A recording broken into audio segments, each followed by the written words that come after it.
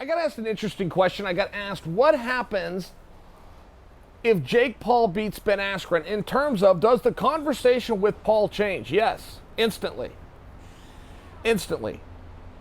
Paul has, in my estimation, no chance of beating Ben Askren, right? Which, of course, is a very loose note. There's always a chance. That would stun me. You're taking a world-class athlete in Ben Askren. That would stun me. I mean, competition is just competition.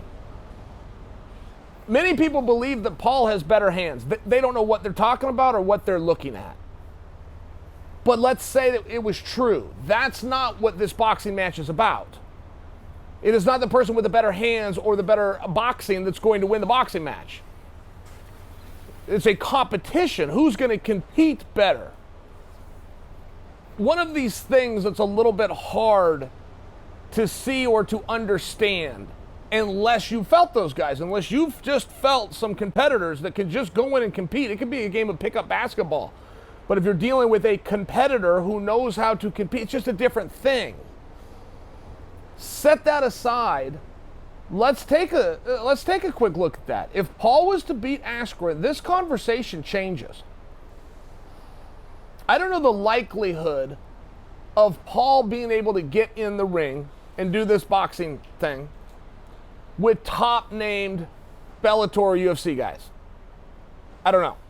I think it's very unlikely. Paul was talking about boxing with Dylan Dennis or talking about boxing with Conor McGregor. It's very unlikely that Scott Coker allows that to happen or Dana White allows that to happen. Unlikely. Strong of languages I'll use. If he beats Askren, everything's going to change. Now it's like, okay, we have to bring in somebody better. We have to bring in another guy. Or athletes are going to feel like that. Hey, I got to go get that back for our sport. I mean, it's going to change. And it would be very interesting. Paul would spring himself right into legitimacy, that's for sure. All right?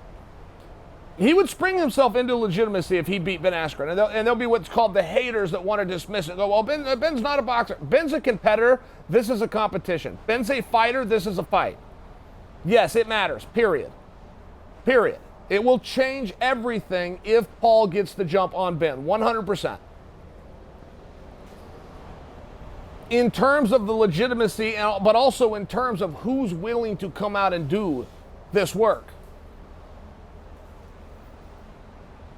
The community will band together in some realm and want to get that one back. The question's who? Who are they going to send? But it is a very interesting conversation that I am hearing people have now. First off, that where people are saying that Paul has better hands than Ben. What are you basing that on? You're wrong, but I can't stop you from having that wrong opinion. Most people don't know what it is they're looking at when it comes to the sport.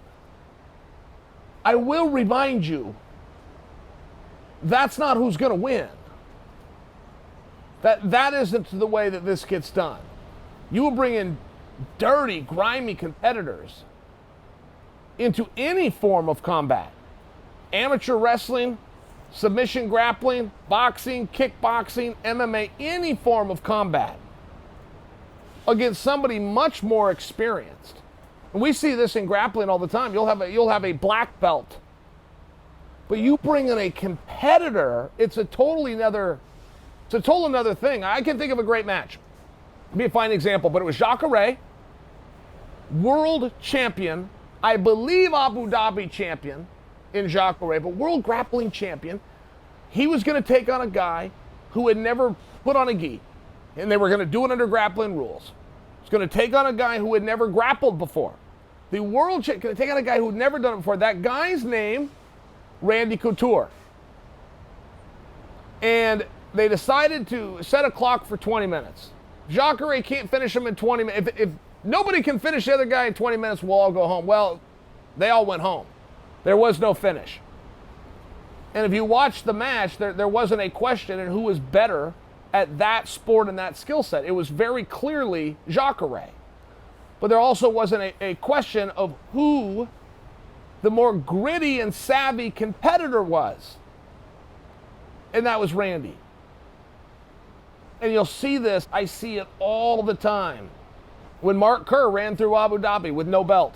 taking out nothing but black belts along the way and tapping some of them out. Then goes into the absolute, wins that too, by example. But he was an NCAA wrestling champion. He knew how to compete. Didn't matter if he didn't know what a heel hook was. Didn't matter if he knew what a knee bar was. He knew how to compete. He knew how to go hard. He knew how to maintain position. He knew that at some point it's not going to be about technique. I'm going to make you quit. And that's what a competitor does. So we can continue to have the false conversation of whose hands are better and give that to Paul. We can continue to have that. But when you lose your money on fight night, it's because you're not understanding. One of them is focused on boxing. The other is focused on competing. And you're always better to bet on the competitor.